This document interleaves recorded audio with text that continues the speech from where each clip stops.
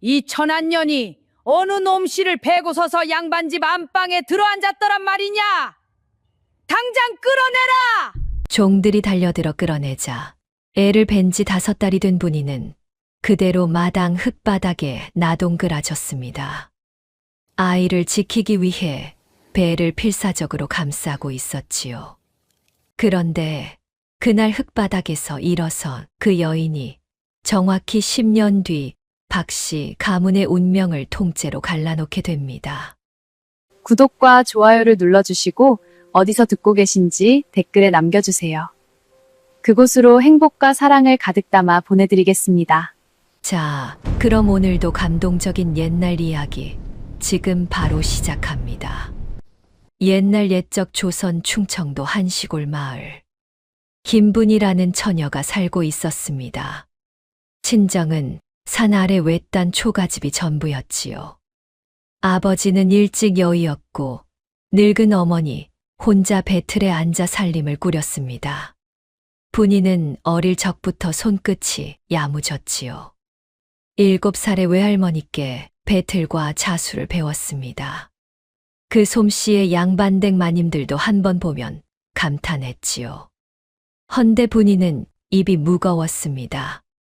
솜씨 자랑을 한 적이 없었지요. 남의 험담에도 끼어들지 않았습니다. 그저 일찍 일어나 배틀에 앉았지요. 밤이 깊으면 등잔불 앞에서 어머니의 옷을 기웠습니다. 그 분이가 19 되던 해봄이었지요. 마을의 양반과 박씨 댁에서 사람이 찾아왔습니다. 댁의 따님을 우리 박서방 안사람으로 모시고 싶소이다. 대감 어른께서 직접 점지하신 일이외다. 박씨 댁은 충청도 일대에 알아주는 양반가였지요. 가진 땅이 어마어마했습니다. 노비도 여럿이었지요. 대문 앞마당에는 100년 묵은 감나무가 떡하니 자리 잡고 있었습니다. 그런 집안에서 가난한 농가의 딸을 점지하다니. 마을 사람들은 어찌된 영문인지 몰랐지요. 분이의 어머니도 그저 어리둥절했습니다. 무엇이 부족해서 우리 분이를 다 보러 오셨답니까? 이 가난한 살림에 무얼 보시고요. 찾아온 어른은 빙긋 웃었지요. 대개 따님 솜씨와 마음씨를 익히 들으셨다 하셨소이다. 대감 어른께서 사람 보는 눈은 충청도 일대 모르는 이가 없지 않소이까. 그렇게 분이는 빈손 가마에 실려 박씨 집 대문을 들어섰습니다. 가지고 간 것은 외할머니의 작은 배틀북 하나와 자수본 한 권뿐이었지요. 안마당 감나무 아래 분이는 처음으로 시어머니 정씨 마님과 마주했습니다. 정씨 마님은 분이를 위아래로 훑어보았지요. 그러더니 차갑게 한마디 던졌습니다. 가져온 것이 그게 다더냐. 양반과 며느리 들어오는 자리에 보따리 하나라니. 분이는 고개를 숙인 채 답했지요. 예, 어머님. 친정이 가난하여 더 챙길 살림이 없었습니다. 되었다. 안방으로 들거라. 안방에서 분이는 남편 박영우와 첫 인사를 나누었습니다. 부인 보았소. 양반과 살림이 처음이라 어려움이 많을 것이오. 그저 어머님 말씀에 잘 따르면 돼오. 나는 한양에 거래가 있어 자주 집을 비우는 사람이오. 예, 서방님. 부족한 사람이오나 정성껏 모시겠습니다. 박씨 집 살림은 듣던 것 그 이상이었지요. 벽장에는 비단이 켜켜이 쌓여 있었습니다. 부엌에는 쌀독이 줄지어 서 있었지요. 그 살림보다 분이의 눈에 더 들어온 것이 있었습니다. 안방 한켠에 누워 계신 늙은 시아버지 박대감의 얼굴이었지요. 박대감은 그 무렵 이미 자리에 누워 일어나지 못하는 형편이었습니다. 분이가 첫 절을 올리려 무릎을 꿇었지요. 박대감은 흐릿한 눈으로 한참 분이를 바라보았습니다. 그러더니 마른 손을 뻗어 분이의 손등을 잡으셨지요. 무언가 할 말이 있는 사람의 손이었습니다. 분이는 박씨 집에 들어온 뒤 며칠을 시아버지 곁에서 보냈지요. 살림은 정씨 마님이 도맡았습니다. 분이는 박대감의 약 그릇 챙기는 일을 자청했지요.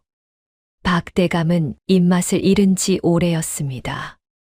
그래도 분이가 끓여 올리는 미음만은 받아 드셨지요. 아버님, 약 드시지요. 따끈할 때 한 모금이라도 넘기셔야 합니다.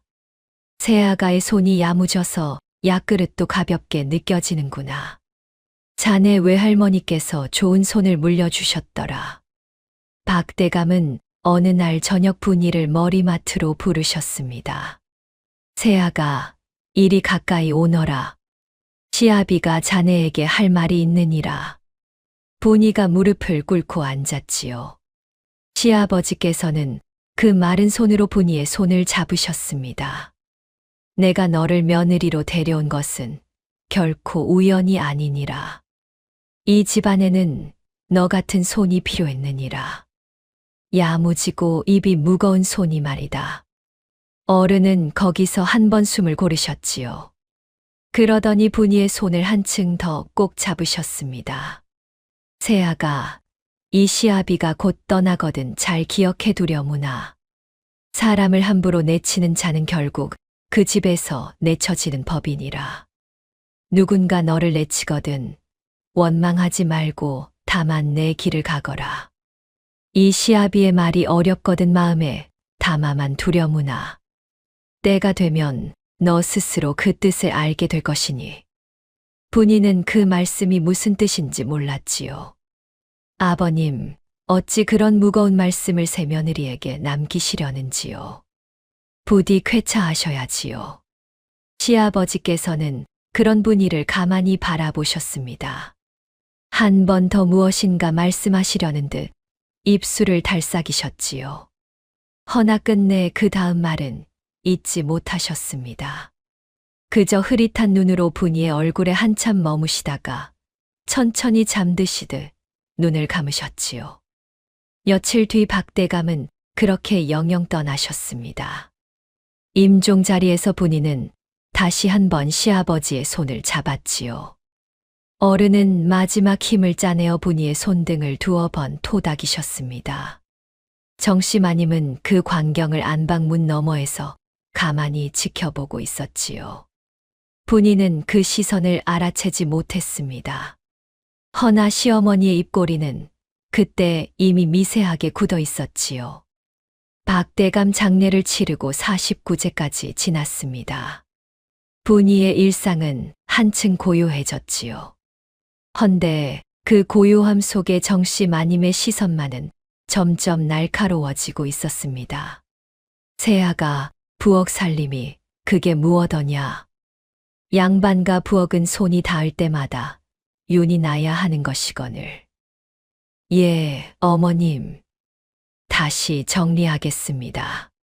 분이가 안마당을 쓸고 있으면 비질 모양을 트집 잡으셨지요. 비질이 그게 무엇더냐. 양반과 며느리 손의 빗자루가 그리 흔들려서야 되겠느냐. 예, 어머님. 다시 쓸겠습니다. 시아버지 살아 계실 적엔 차마 못하시던 험한 말도 49제 이후로는 거리낌이 없으셨습니다. 남편 박영훈은 그 무렵부터 부쩍 집을 비웠지요. 부인, 며칠 다녀오겠소이다. 한양에 거래가 있소이다. 어머님 잘 모시오. 예, 서방님. 길 조심하시고요. 한 달의 보름은 집에 없는 사람이 되었습니다. 분이는 그저 새신부답게 시어머니 말씀에 순종했지요. 가슴 한켠에는 까닭 모를 무게가 자리 잡기 시작했습니다. 그래도 그날 시아버지께서 남기신 말씀은 분이의 머릿속에 또렷이 새겨져 있었지요. 사람을 함부로 내치는 자는 결국 그 집에서 내쳐지는 법이라던 그 말씀. 분이는 그 뜻을 아직 몰랐습니다. 무언가 자기 앞날에 닥쳐올 일을 예고하시는 시아버지의 손길 같았지요. 박대감을 보내신 첫 해, 박 씨 집은 겉으로는 평온해 보였습니다. 안마당의 100년 묵은 감나무는 그에도 어김없이 빨갛게 익은 감을 떨구었지요. 헌데 그 평온함의 바닥에는 무언가가 흐르고 있었습니다. 분이는 그것이 무엇인지 아직 알아채지 못했지요. 분이의 하루는 새벽 달기, 울기 전부터 시작되었습니다. 부엌에 불을 지펴 아침상을 차렸지요. 시어머니 정씨 마님의 상이 먼저였습니다. 다음으로 남편 박영후의 상이었지요. 자기 상은 그 두 상이 다 나간 뒤에야 차렸습니다. 그러고는 배틀에 앉아 종일 짰지요. 정씨 마님이 입을 비단도 짰고 박영후의 도포천도 짰습니다. 박 씨 집의 비단은 마을의 소문이 자자해졌지요. 분이의 배틀에서 나온 천은 색이 곱고 결이 단단했습니다. 마을 양반댁들이 불어 사람을 보내 사가는 일도 잦아졌지요. 세아가 그 비단 한 피를 어디 누가 사갔다 하더냐. 정씨 마님은 어느 날 배틀방에 들어와 분이에게 물으셨습니다. 예, 어머님. 김참판 댁에서 사람이 와서 가져갔다고 들었습니다. 값은 얼마더냐? 제가 직접 받지 않아 잘 모르겠습니다. 어머님께서 받아두셨을 줄로 압니다만. 정씨 마님은 그 말에 입을 닫으셨지요. 분이는 그저 배틀에 다시 손을 올렸습니다. 헌데 시어머니의 얼굴이 평소와 사뭇 달랐지요. 입꼬리가 굳어 있었고 눈은 어디 먼 곳을 향하고 있었습니다. 세아가 비단 값은 시어미가 받아두는 것이 맞느니라. 너는 그저 짜기만 하면 된다. 셈은 시어미가 알아서 할 일이지. 예, 어머님. 잘 알겠습니다. 앞으로 누가 비단을 사러 와도 너는 모른 척하거라. 셈도 값도 누구에게 갔는지도 너는 알 필요가 없느니라. 예, 어머님. 정씨 마님은 그 말씀을 마치고 배틀방을 나가셨지요. 분이는 그 뒷모습을 한참 바라보았습니다. 무언가 마음 한켠이 묵직해졌지요. 그 무렵부터 정씨 마님은 별채를 자주 드나드셨지요. 박 씨 집에는 안채와 별채가 따로 있었습니다. 별채는 박대감께서 살아 계실 적엔 자주 쓰시던 곳이었지요. 헌데 49제 이후로는 늘 잠겨 있었습니다. 그 별채의 자물쇠 열쇠는 정씨 마님만 가지고 계셨지요. 세아가 별채는 시어미 처소다. 너는 들어올 일이 없느니라. 예, 어머님. 들어가지 않겠습니다. 앞으로 별채 쪽으로는 발길도 들이지 마라. 부엌이나 배틀방 일에만 신경 쓰면 된다. 예, 어머님. 그리하겠습니다. 분이는 그 말씀에 그저 고개를 숙였지요. 헌데 가끔 부엌에서 일을 하다 보면 별채 쪽에서 짐을 옮기는 듯한 소리가 들렸습니다. 무언가 무거운 것을 옮기는 소리. 사람 하나로는 모자라 둘이 같이 끄는 듯한 소리. 그 소리가 한밤중에 들릴 때도 있었지요. 분이는 그저 잠결에 들은 듯 흘려 넘겼습니다. 며칠 후 분이는 안방에 들어갔다가 시어머니와 박영후의 대화를 우연히 듣게 되었지요. 어머님, 분이가 살림을 너무 잘 알아가니 좀 답답하지 않으십니까? 박영후가 어머니께 그리 말씀드리고 있었습니다. 그러게 말이다. 시어미가 시키지 않은 일에도 손을 대니 영 못마땅하구나. 하오나 어머님, 새며느리 솜씨를 두고 그리 말씀하시면 내가 모르는 일이다. 새며느리가 들어와서 시어미 자리가 좁아지는 법이니라. 너는 그저 한양거래나 신경 써라. 예, 어머님. 분이는 그 대화를 듣고는 발길을 돌렸지요. 가슴이 한 번 쿵 내려앉는 듯 했습니다. 헌데 그 자리에서 무어라 말할 수도 없었지요. 분이는 그저 부엌으로 돌아가 그릇을 닦았습니다. 남편 박영훈은 그 무렵 더 자주 집을 비웠지요. 한양에 거래가 있다, 양주에 일이 있다 하며 한 달의 보름은 사람이 보이지 않았습니다. 분이가 모처럼 차려올린 저녁상도 박영훈은 입맛 없다며 물리치기 일쑤였지요. 부인, 미안하오. 한양 길이 멀어 몸이 피곤하오. 오늘은 그만 들어가 자겠소. 예, 서방님. 편히 쉬십시오. 부인도 너무 무리하지 마오. 어머님께서 시키시는 일만 잘 따르면 돼요. 예, 서방님. 분이는 그저 그렇게 말했지요. 헌데 남편이 방에 들어간 뒤에도 분이는 한참 부엌에 남아 식은 밥상을 정리했습니다. 친정 어머니가 그리울 때면 배틀방으로 갔지요. 외할머니께서 남기신 자수본 한 권을 펼쳤습니다.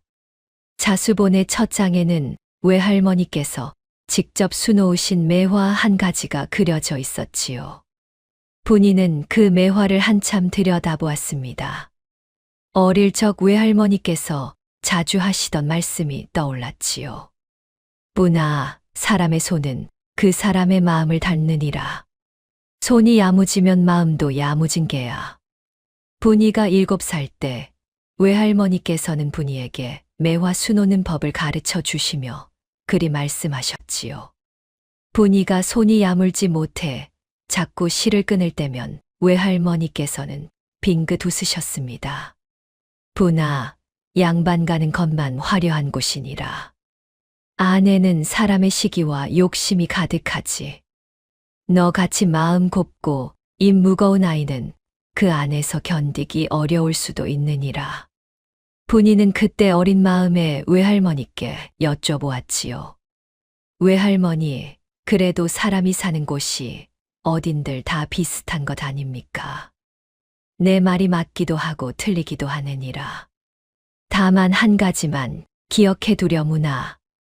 누가 너를 함부로 해도 너 자신만은 너를 잃지 말거라. 외할머니의 그 말씀은 어린 분이에게는 너무 어려웠습니다. 헌데 박씨 집에 들어와 시어머니의 적대감을 매일 마주하다 보니 외할머니의 말씀이 자꾸 가슴에 와닿았지요. 외할머니께서는 어찌 양반가의 속을 그리 잘 아셨을까. 분이는 자수본을 덮으며 혼잣말처럼 중얼거렸습니다. 외할머니, 저는 이 집안에서 잘 살고 있는 것일까요? 답해 줄 사람은 없었지요. 그저 등잔불이 한 번 흔들렸을 뿐이었습니다. 정씨 마님의 트집은 날이 갈수록 다양해졌지요.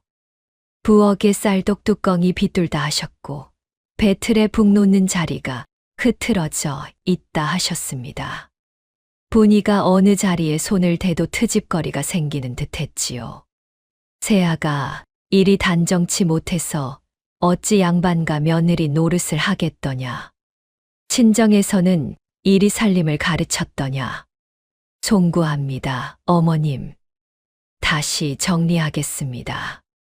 새아가 이 배틀북은 왜 이리 자리를 잡지 못하더냐. 시어미가 한 번 자리를 잡아주랴. 아닙니다, 어머님.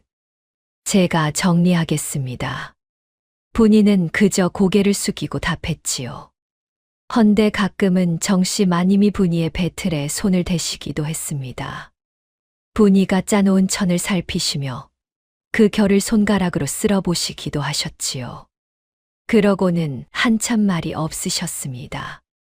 이 솜씨가 어디서 배운 것이라 하더냐.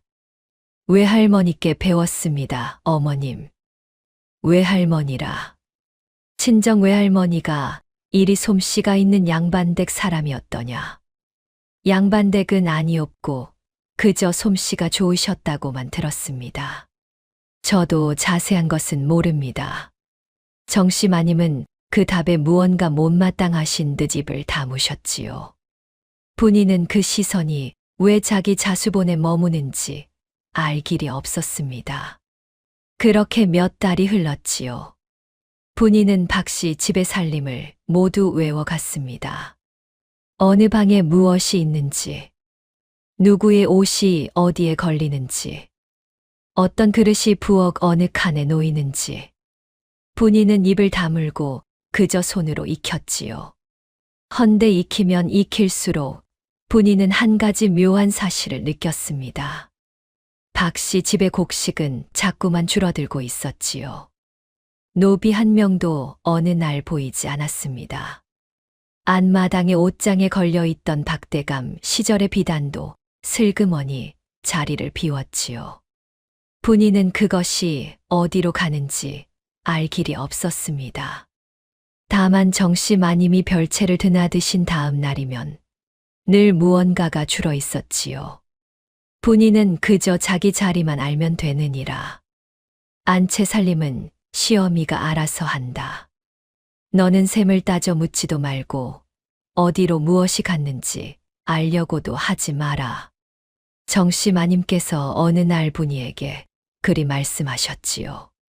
분이는 그저 고개를 숙였습니다. 예, 어머님. 시키시는 일만 잘하겠습니다. 그래야 너도 살고 이 집안도 산다.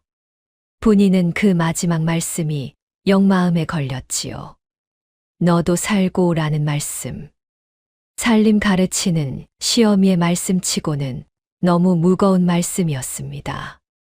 시아버지께서 임종자리에서 남기신 말씀이 자꾸 떠올랐지요. 사람을 함부로 내치는 자는 결국 그 집에서 내쳐지는 법이라던 그 말씀. 분이는 그 뜻을 여전히 몰랐습니다.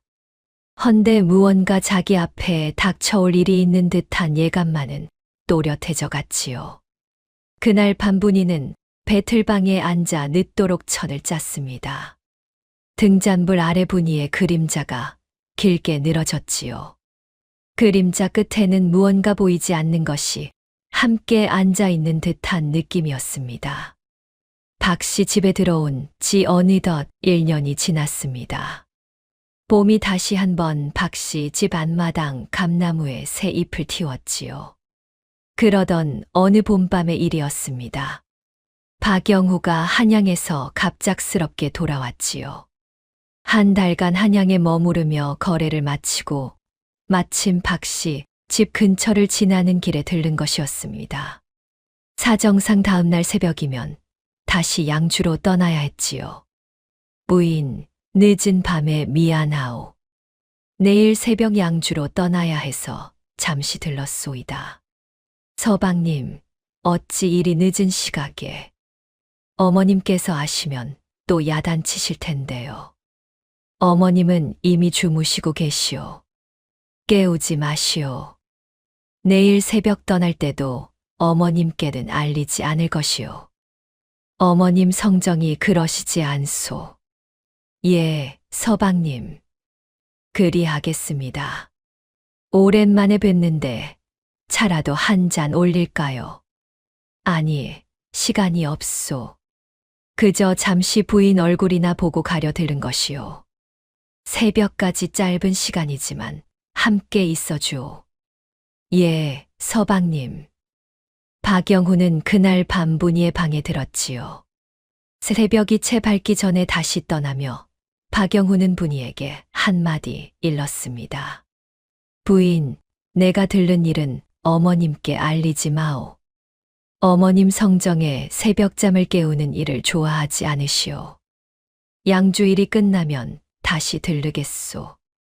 예, 서방님. 길 조심하십시오. 양주일은 언제쯤 끝나실 듯하옵니까? 한 달 정도 걸릴 듯하오.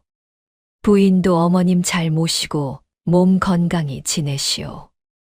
예, 서방님. 부디 무탈히 다녀오십시오. 분이는 그 새벽 박영후를 배웅한 뒤 배틀방에서 잠시 등잔불을 켰지요. 무언가 가슴 한켠이 따뜻해지는 듯했습니다. 1년 만에 처음으로 부부다운 시간을 보낸 밤이었지요. 그날 이후로 박영후는 또 한 달이 넘게 집에 들어오지 않았지요. 한양에서 양주로, 양주에서 다시 어디론가 거래의 길은 끊이지 않았습니다. 분이는 그저 평소처럼 살림에 매달렸지요. 박영후가 그날 밤 잠시 들렀던 일은 분이만 아는 비밀이었습니다. 헌데 그 무렵부터 분이의 몸이 이상해졌지요. 아침에 일어나면 속이 메스꺼웠습니다. 좋아하던 미음, 냄새도 견디기 어려웠지요. 가끔은 부엌 한켠에 쪼그려 앉아 헛구역질을 하기도 했습니다. 분이는 처음에는 그저 몸살인 줄 알았지요. 헌데 한 달이 지나도 증세는 가라앉지 않았습니다. 2달째 분이는 마을의 늙은 의녀를 몰래 찾아갔지요. 마님, 어디가 불편하시오? 안색이 그리 좋지 않으시구려. 의녀 어른, 2달째 속이 메스껍고 음식 냄새를 견딜 수가 없습니다. 몸살인지 다른 병인지 알 길이 없어 찾아왔습니다. 이리 누워보시오. 맥을 짚어 봅시다. 의녀가 한참 분이의 맥을 짚더니 빙긋 웃었지요. 마님, 이는 분명 택이요. 2달은 좋게 되어 보이오. 축하드리오이다. 의녀 어른, 정말이오니까. 확실하오. 박씨 댁에 첫 핏줄이 들어선 것이오. 마님께서는 몸 잘 챙기시고 무거운 일은 삼가셔야 하오. 분이는 한참 동안 자리에서 일어나지 못했습니다. 가슴이 두근거렸지요. 시아버지께서 임종자리에서 잡으셨던 손길이 떠올랐습니다. 박씨 집안에 핏줄이 들어선다는 사실. 분이는 그것이 무엇보다 무거운 책임으로 느껴졌지요. 의녀 어른, 이 일은 부디 비밀로 해 주십시오. 박씨 댁에 제가 직접 알릴 일이라. 알겠소이다, 마님. 박씨 댁 마님께서 직접 알리실 일이지요. 시어머님께서 좋은 소식에 기뻐하실 것이요. 예, 부디 그러시기를 바랍니다. 분이는 의녀의 집을 나서며 깊게 숨을 들이쉬었지요. 봄바람이 분이의 치맛자락을 한번 흔들었습니다. 분이는 그 바람 속에서 한참을 서 있었지요. 며칠을 고민한 끝에 분이는 시어머니께 임신을 알리기로 마음먹었습니다. 박영후는 아직 양주에서 돌아오지 않았지요. 헌데 더 미루다가는 배가 점점 불러오는 것을 감추기 어려울 것이었습니다. 어느 저녁 분이는 시어머니 앞에 무릎을 꿇었지요. 어머님 송구하오나 한 말씀 올릴 일이 있습니다. 무슨 일이더냐? 어디 보자. 어머님, 제가 태기가 있다 하옵니다. 2달이 넘었다 하옵니다. 정씨 마님은 그 말에 한참 동안 말씀이 없으셨지요. 분이는 시어머니의 얼굴을 차마 올려다보지 못했습니다. 태기라. 예, 어머님. 의녀가 확인해 주었습니다. 태기라. 영후는 한양에 가 있은 지가 2달이 훨씬 넘었느니라. 그 사이 한 번도 집에 들른 일이 없거늘 어찌 태기가 2달이라 하더냐. 분이는 그 말씀에 가슴이 쿵 내려앉았지요.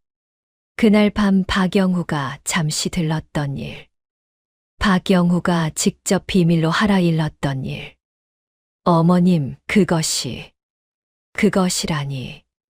영후가 너에게 무엇이라 하더냐. 거래 길에서 잠시 들른 적이 있더냐. 예, 어머님. 2달쯤 전에 새벽 직전 잠시 들르셨다가 새벽에 다시 떠나셨습니다. 새벽 직전이라. 그 시각에 들렀단 말이냐. 시어미는 모르게. 예, 어머님. 서방님께서 어머님 깨우기 송구하다 하시며 정씨 마님의 입꼬리가 굳어졌지요. 그 굳음이 분이의 가슴까지 전해졌습니다. 세아가 그 말을 누가 증명하겠느냐. 영후가 그날 밤 들렀다는 것을. 시어미도 모르게, 종도 모르게, 오직 너만 아는 일이 아니더냐. 어머님, 그건 서방님께서 직접 영후가 한양에 있다 했느니라. 새벽에 떠났다 한들 그것이 다 너의 말일 뿐이지 누가 보았느냐. 세아가 너 솔직히 말하거라. 그 사이 누구를 만났더냐. 분이는 그 말씀에 온몸이 굳었지요. 시어머니께서 자기를 의심하고 계신다는 사실. 그것이 무엇보다 두렵고 억울했습니다. 어머님, 저는 박씨 댁 며느리로서 부정한 일은 결코 없었습니다. 그날 밤 서방님께서 분명히 다녀가셨습니다.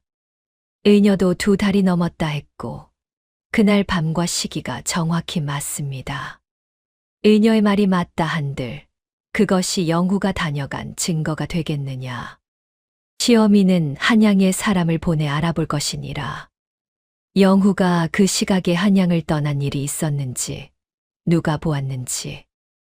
예, 어머님. 그리 알아봐 주시면 분명 사실이 드러날 것입니다. 분이는 그렇게 답했지요. 헌데 정씨 마님은 그 답에 차가운 미소를 한 번 흘리셨습니다.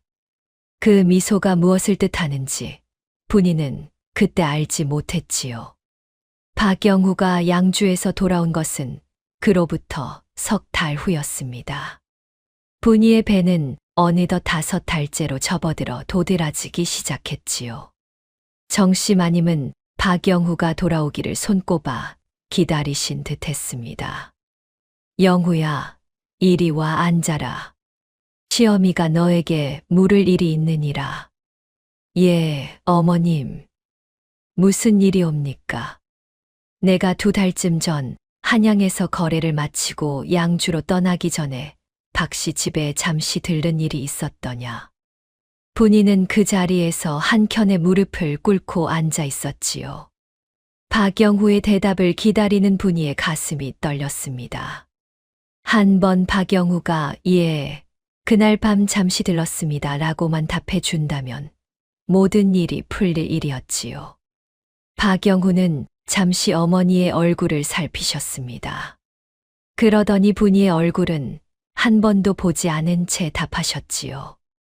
어머님, 저는 그 시기에 한양에서 곧장 양주로 떠났습니다. 박씨 집에는 들른 일이 없습니다. 분이는 그 답에 온몸에 피가 빠져나가는 듯 했지요. 박영후의 얼굴을 한 번 올려다보았습니다. 박영후는 끝내 분이의 눈을 마주치지 않으셨지요. 서방님, 어찌 그런 말씀을. 그날 밤 분명히 새벽 직전 들르셨지 않습니까? 어머님 깨우지 말라 직접 일러주셨지요. 서방님께서 새벽에 떠나며 양주일이 1달 정도 걸릴 듯하다고도 하셨습니다. 부인, 무슨 말씀이요? 나는 그 시기에 한양에서 양주로 곧장 갔소이다. 박씨 집에 들른 일이 없소. 서방님, 어찌. 그날 밤이 분명하옵니다. 봄바람이 불던 그 밤, 새벽이 채 밝기 전에. 부인, 그만하시오. 나는 들른 일이 없소이다. 박영후의 목소리에는 흔들림이 없었지요. 헌데 그 흔들림 없음 속에 무언가 굳은 결심 같은 것이 있었습니다. 박영후는 어머니의 시선을 받으며 분이를 외면하고 있었지요. 어머니께서 그리 답하라 미리 일러두신 것이 분명했습니다. 이것 봐라, 세아가. 영후도 그날 밤 들른 일이 없다 하느니라. 너 혼자 거짓을 말하고 있는 게야. 어머님, 어찌 그런 말씀을. 서방님께서 정말. 닥쳐라. 더는 듣지 않겠다. 정씨 마님의 호통이 안방을 울렸지요. 분이는 그 자리에 그대로 엎드렸습니다. 가슴이 무너지는 듯 했지요. 손이 떨려 옷고름조차 잡을 수 없었습니다. 이 일은 시어미가 처리할 것이니라. 세아가는 그저 안방에 들어가 있거라. 시어미가 부르기 전에는 나오지 마라. 예, 어머님. 분이는 그렇게 답했지요. 그러고는 안방으로 들어가 배틀 옆에 앉았습니다. 배틀의 북을 한번 만져보았지요. 그 손은 떨리고 있었습니다. 다음 날 아침이었지요. 정씨 마님께서 안마당에 종들을 모두 모이게 하셨습니다. 분이를 안방에서 끌어내라는 호통이 박씨 집 대문 밖까지 울렸지요. 이 천한 년이 어느 놈씨를 베고서 양반집 안방에 들어앉았더란 말이냐. 당장 끌어내라. 종들이 달려들어 분이를 끌어냈지요. 5달이 된 분이의 배는 두루마기로도 가려지지 않을 만큼 도드라져 있었습니다. 분이는 종들의 손에 끌려 안마당 흙바닥에 그대로 나동그라졌지요. 손바닥이 흙에 긁혔습니다. 분이는 본능적으로 두 손을 배에 가져갔지요. 아이를 지키기 위해 배를 필사적으로 감쌌습니다. 어머님, 어찌 이러십니까? 부디 한 번만 더 들어주십시오. 서방님께서 분명 닥쳐라. 더는 듣지 않겠다.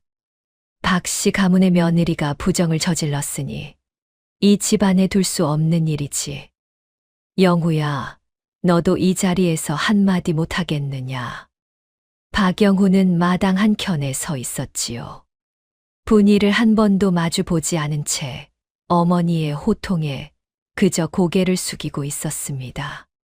이 자를 박씨 집에서 영영 내쳐라.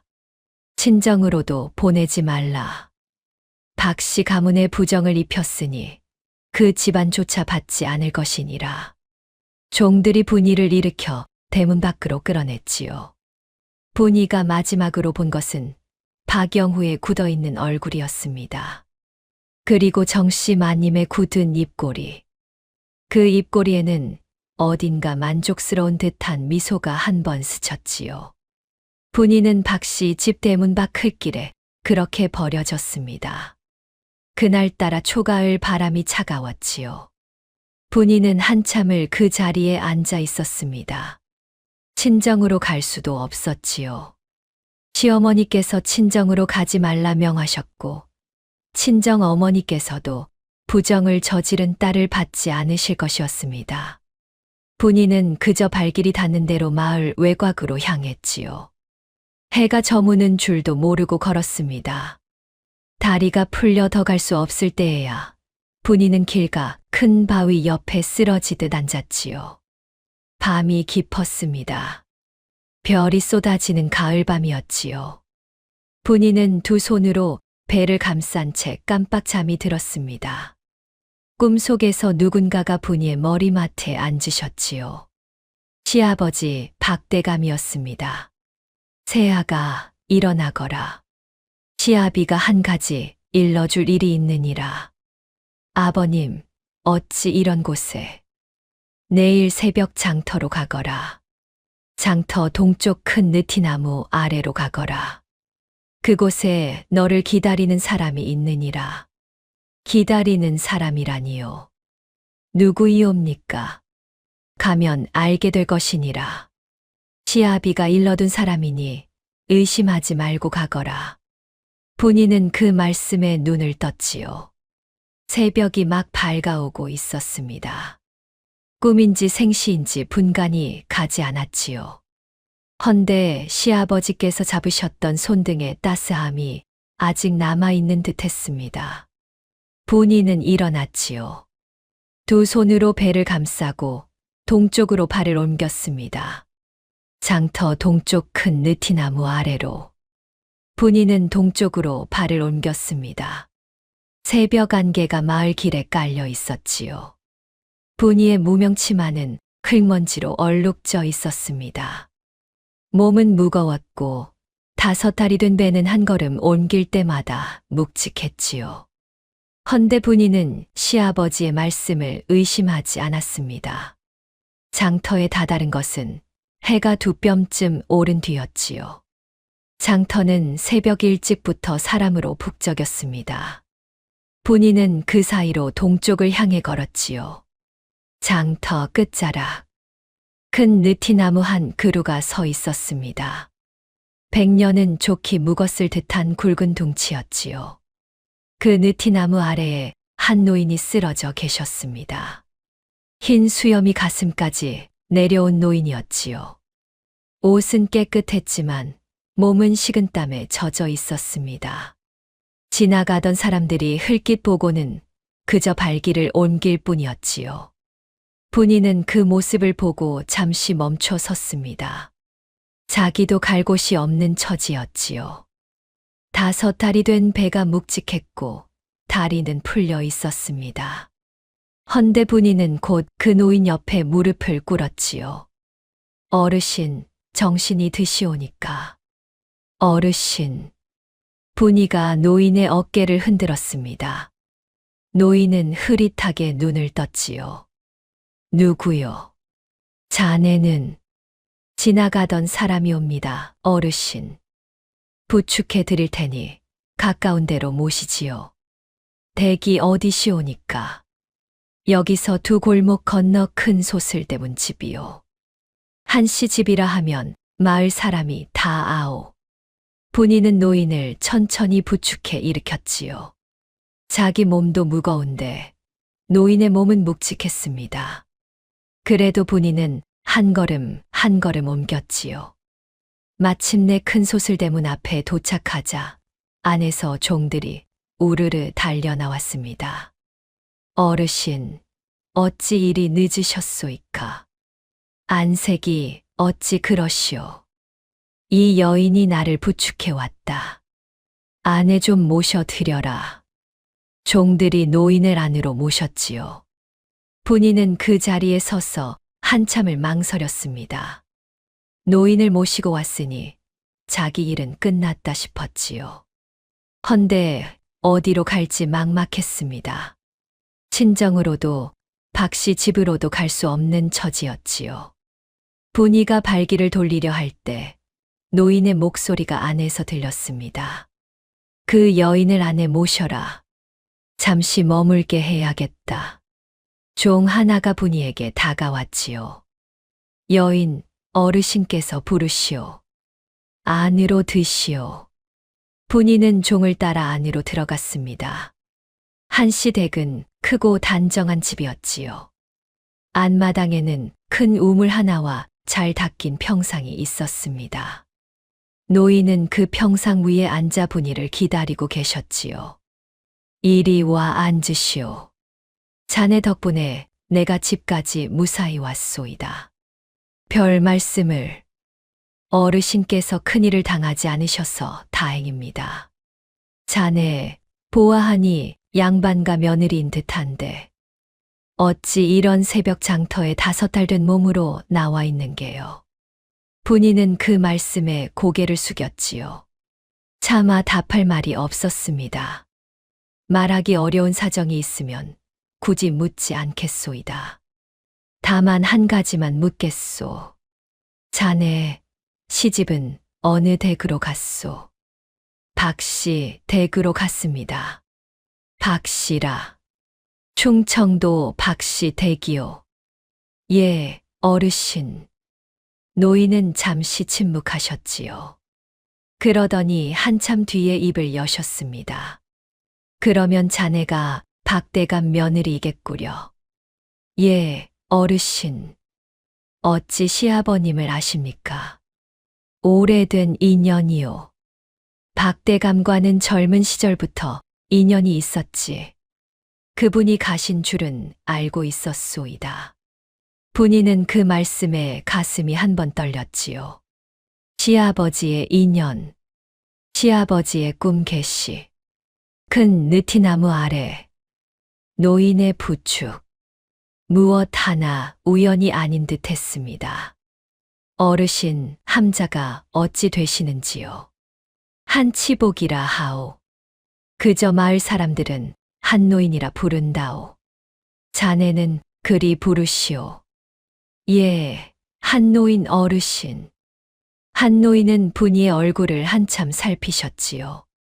그러더니 깊은 한숨을 한 번 내쉬셨습니다.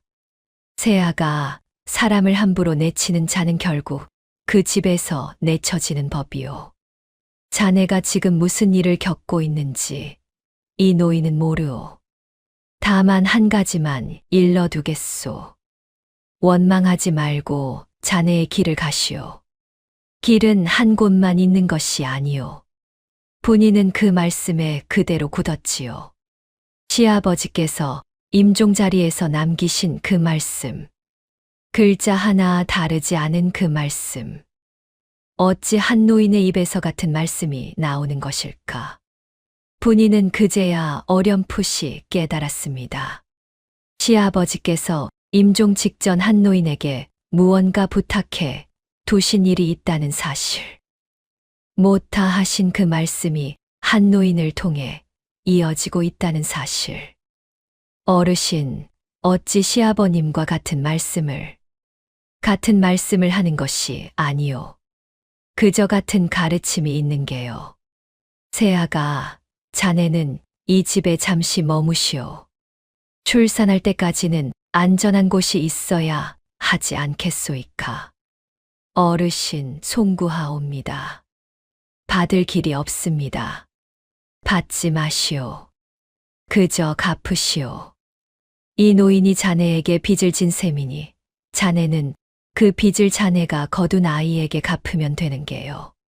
분이는 그 말씀에 고개를 깊이 숙였지요. 한씨 댁에서 분이는 손님처럼 모셔졌습니다.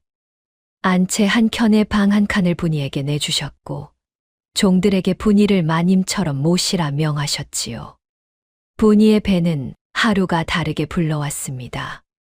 한 노인은 마을의 가장 좋은 의녀와 산파를 미리 청해 두셨지요. 분이가 출산하는 날, 산파는 새벽 일찍 한씨 댁에 도착했습니다. 마님, 첫 산이니 한참 걸릴 듯하오. 마음 단단히 잡수시오. 예, 산파님. 분이의 산고는 그날 새벽부터 한낮까지 이어졌지요. 한씨 댁 안채방에서는 분이의 신음이 새어 나왔습니다. 한 노인은 사랑채에서 마당을 가로질러 안채를 한 번 한 번 살피셨지요. 무탈한 출산을 빌고 또 비셨습니다. 마침내 한낮의 햇살이 안마당 한가운데 떨어질 무렵 안채에서 아기 울음이 터졌지요. 우렁찬 울음이었습니다. 마님, 산의 아이요. 우렁찬 산의 아이요. 산파의 외침에 한 노인의 얼굴이 환해졌지요. 분이는 산고의 끝에 아이를 품에 안았습니다. 작고 따스한 아이였지요. 분이는 아이를 품에 안고 한참 동안 눈물을 흘렸습니다. 무탈하거라. 무탈하거라. 내 아이야. 분이는 그렇게 중얼거렸지요. 그리고 아이의 이름을 무탈이라 지었습니다. 살아남으라는 뜻이었지요. 산파가 아이를 받쳐 안고 분이에게 일러주었습니다. 마님, 이 아이의 등을 좀 보시오. 등에 묘한 점이 있소이다. 분이는 산파의 손길에 아이를 살펴보았지요. 아이의 등 한가운데에 반달 모양의 붉은 점이 한 점 또렷이 박혀 있었습니다. 손톱만 한 작은 점이었지요. 분이는 그 점을 한참 들여다보았습니다. 이는 박씨 가문의 표식이 오니까. 표식이라 할 만한 것은 따로 듣지 못했소이다, 마님. 다만 이런 반달 모양 점은 흔치 않은 일이오. 가문 사람들에게 한번 확인을 받아두는 것이 좋을 것이오. 산파님, 첫 아이라 그런지 산이 길었지요. 길었소이다. 그래도 아이가 우렁차고 어미가 단단하니 둘 다 무탈할 것이요. 마님께서는 그저 몸을 잘 챙기시면 돼요. 산파는 그리 말씀하고 자리를 정리했지요. 분이는 그 점이 무엇을 뜻하는지 짐작했습니다. 박대감께서 자기 손등을 잡으셨던 그 손길. 시아버지의 임종, 시아버지의 꿈 개시, 그리고 박영후가 그날 밤 분명히 다녀갔던 일. 무탈은 박씨 가문의 핏줄이었지요. 분이는 그 사실을 마음에 깊이 새겼습니다. 그리고 한 가지를 다짐했지요. 이 아이의 등을 박영후에게는 절대 보이지 않겠다. 이 아이가 박씨 가문의 핏줄이라는 사실을 자기를 내친 그 사람들에게는 결코 알려주지 않겠다. 이 아이는 자기의 아이일 뿐 박씨 가문의 아이가 아니라 결심한 것이었습니다. 분이가 산 후 며칠 만에 한 노인을 처음 뵈었을 때 한 노인이 빙긋 웃으셨지요. 새아가 무탈한 아이를 보았소이다. 이름이 무탈이라 들었소. 예, 어르신.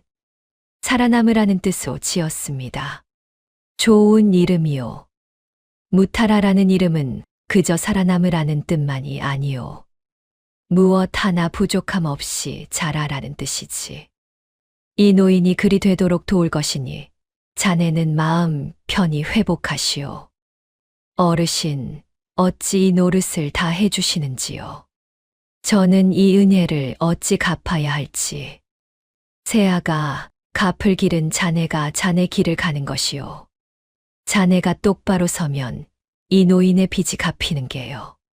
분이는 그 말씀에 그저 고개를 깊이 숙였지요. 산후 회복은 한 달이 넘게 걸렸습니다. 한 노인은 분이를 살뜰히 챙기셨지요. 분이가 회복한 뒤 처음으로 배틀 앞에 앉은 것은 그로부터 2달 뒤였습니다. 한시댁 안채에는 배틀 한 대가 마련되어 있었지요. 한 노인이 분이를 위해 마련하신 배틀이었습니다. 분이가 그 배틀에 앉아 손을 움직이자 한씨 댁종들이 1명, 2명 모여들었지요. 마님 솜씨가 어찌 그리 야무지시오. 우리 큰댁 비단방에서 짠 천보다 결이 곱소. 외할머니께 배운 솜씨일 뿐이요. 분이가 짠 천 한 피를 한 노인이 직접 살피셨지요. 한 노인은 그 천을 손가락으로 한참 쓸어보셨습니다. 그러더니 분이를 향해 천천히 입을 여셨지요. 새아가 이 솜씨가 어디서 왔는고? 외할머니께 배웠습니다, 어르신. 외할머니 함자는 무엇이라 하셨소이까? 송씨라 들었습니다. 그 이상은 저도 자세히는 모릅니다. 송씨라. 한 노인은 한참을 침묵하셨지요. 그러더니 분이를 향해 한 번 깊이 고개를 끄덕이셨습니다. 새아가 자네 외할머니는 보통 분이 아니었던 모양이요. 이 솜씨는 시골 살림에서 그저 손에 익은 솜씨가 아니요. 한양 어디 옛 명문가에서 대대로 내려오던 솜씨일게요. 그것도 보통 명문가가 아닐게요. 어르신, 외할머니께서는 정말 평범한 시골 사람이셨습니다. 산골에 살면서 직접 밭일도 하시고, 새아가 사람이 산골에 산다 하여 그 뿌리가 산골인 것은 아니요.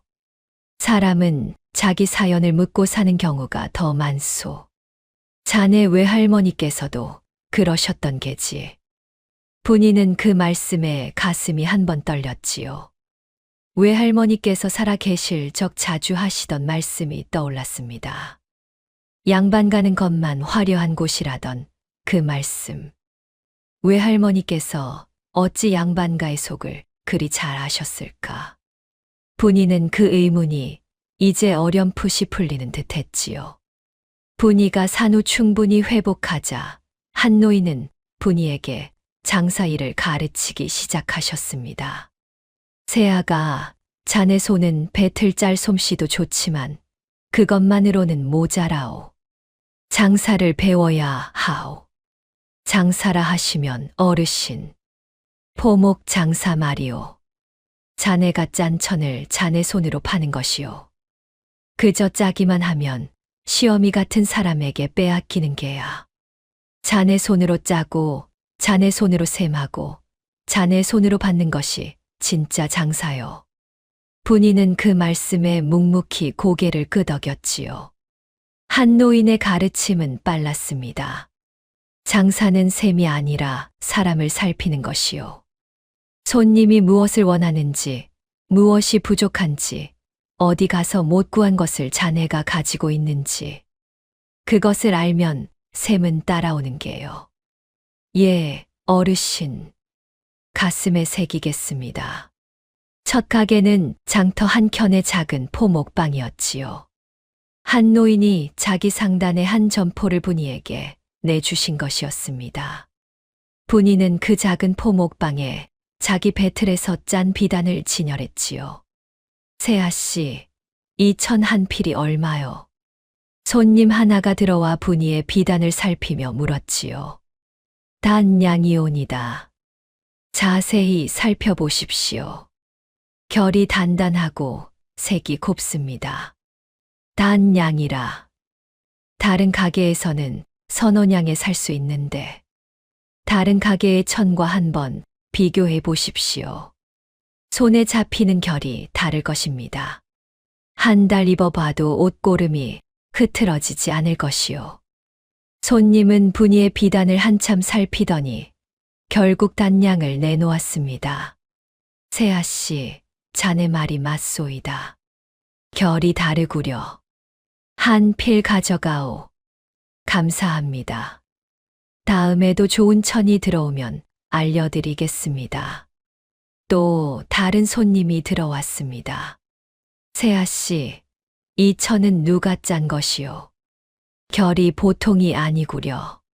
제가 직접 짰습니다, 어르신. 한 달에 2필 정도 짤 수 있습니다. 한 달에 2필이라. 그 다음 들어오면 미리 한 필 잡아줘. 며느리 시집 보내는 때 쓸만한 천을 찾고 있었소이다. 예, 어르신. 미리 일러주시면 따로 준비해 두겠습니다.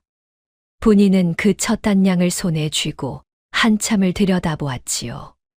자기 손으로 짠 천을 자기 손으로 판 첫 돈이었습니다. 박씨 집에서 시어머니가 모두 받아 두시던 비단값. 이제는 그 셈이 분이의 손에 직접 들어오는 것이었지요. 그날 저녁 한 노인이 분이의 첫 장사 소식을 들으시고 빙긋 웃으셨습니다. 세아가 잘하였소. 첫 돈은 그저 시작일 뿐이요. 자네 손에서 시작된 일이니 자네 손으로 끝을 보아야 하오. 예, 어르신. 더 열심히 하겠습니다. 분이의 첫 단양은 곧 10냥이 되고 10냥은 100냥이 되었지요. 한 노인의 가르침대로 분이는 손님을 살피는데 더 많은 시간을 들였습니다. 누가 어떤 천을 찾는지, 어느 양반댁에서 자식 혼사가 있는지, 어느 마을 어느 장이 가장 사람이 몰리는지. 분이는 입을 다물고 그저 들었지요. 그러고는 그 정보를 자기 배틀과 가게에 옮겼습니다. 2해가 지나자 분이의 포목방은 장터에서 가장 사람이 몰리는 가게가 되었지요. 한 노인은 분이에게 2번째 점포를 내주셨습니다. 세아가 가게 2를 한꺼번에 챙길 수 있겠소이까? 예, 어르신. 사람만 조이 두면 어렵지 않을 것입니다. 분이는 그 2번째 점포에 사람을 들였지요. 시어미에게 쫓겨난 며느리, 남편을 일찍 여인 과부, 친정에서 받아주지 않는 처녀. 분이가 들인 사람들은 모두 어딘가 분이와 비슷한 사연을 가진 여인들이었습니다. 마님, 어찌 우리 같은 사람들을 다 거두시오니까? 한 여인이 분이에게 물었지요. 그저 손이 야무지면 돼요. 사연은 묻지 않소이다. 일 잘하고 정직하면 그것으로 충분하오. 마님 은혜를 어찌 갚아야 할지. 갚지 마시오. 그저 다음에 자네 같은 사람을 또 거두면 돼요. 분이가 들인 여인들은 분이를 마님이라 부르며 따랐지요. 분이는 그저 한 노인께서 자기에게 베푸신 일을 그대로 다른 사람에게 베푸는 셈이라 여겼습니다. 5해가 지났을 무렵 분이는 한 노인의 청으로 처음 한양 거래에 직접 나섰지요. 큰 상단의 직물 거래였습니다. 세아가 한양 거래는 처음이요. 사람들이 만만치 않을 게요. 예, 어르신.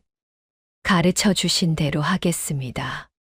한양에 도착한 분이는 직물 도매상들의 눈초리에 처음에는 주춤했지요. 시골 상단에서 여인을 보내 거래를 한다는 사실을 한양 사람들은 곱게 보지 않았습니다. 한씨 상단이 어찌 여인을 보냈소이까? 이런 큰 거래에 도매상 하나가 분위를 보고 코웃음을 쳤지요. 이 거래를 맡길 만한 사람이라 한 노인께서 보내신 것입니다. 천을 한번 보시지요. 결을 한번 살피시면 사람을 보내신 까닭을 아실 것입니다. 분이가 짠 천을 펼치자 도매상의 눈빛이 달라졌지요. 결이 단단하고 색이 곱기로 한양에서도 찾기 어려운 천이었습니다. 세아씨, 이 천이 한씨 상단의 본래 물건이오니까 어디서 이런 솜씨를 구하셨소이까? 예, 한씨 상단의 새로운 직물입니다. 직접 배틀에서 짠 것이외다. 직접 짠다는 말이오. 세아씨가 직접 말이오. 예, 어르신. 이런 솜씨를 가진 분이 한양까지 직접 거래를 오시다니. 네, 5필을 일단 드리겠소. 다음에 또 들고 오시오. 이번에는 10필도 좋소. 감사합니다. 다음에는 결이 더 단단한 천도 들고 오겠습니다. 분이의 한양 거래는 그렇게 성공적으로 마무리되었지요. 한양에서 충청도로 돌아오는 길 내내 분이의 마음 한켠은 차분했습니다. 무탈은 5살이 되었지요. 한씨 댁 앞마당의 감나무 아래에서 종아이들과 노는 일이 잦았습니다. 헌데 어느 날 무탈이 분이의 배틀방으로 달려와 물었지요. 어머니, 무탈에게는 어찌 아버지가 안 계시는지요? 다른 아이들은 다 아버지가 있다 하던데요. 분이는 그 물음에 한참 동안 답을 못했지요. 무탈의 작은 얼굴에는 슬픔이 어려 있었습니다. 무탈아, 너의 아버지는 멀리 계신다. 언젠가 너가 자라면 알게 될 일이 있을 것이다. 그때까지는 어미와 한 노인 어르신이 너를 지킬 것이니 아무 걱정 마라. 예, 어머니. 알겠습니다. 무탈은 그 답에 그저 고개를 끄덕이며 어미의 무릎을 떠나 다시 앞마당으로 달려갔지요. 분이는 그 작은 등을 한참 동안 바라보았습니다. 무탈의 옷자락이 한 번 펄럭일 때마다 그 안에 감춰진 반달점이 보였다, 사라졌다 하는 듯 했지요. 해를 거듭할수록 분이의 장사는 커졌습니다. 7해가 지나자 충청도 일대에서 분이의 비단을 찾지 않는 양반댁이 없을 정도였지요. 분이는 한 노인의 상단 일도 거들었습니다. 양주 거래도 직접 챙기게 되었지요. 분이마님이라면 어떤 천을 부르든 가지고 있다 하더이다.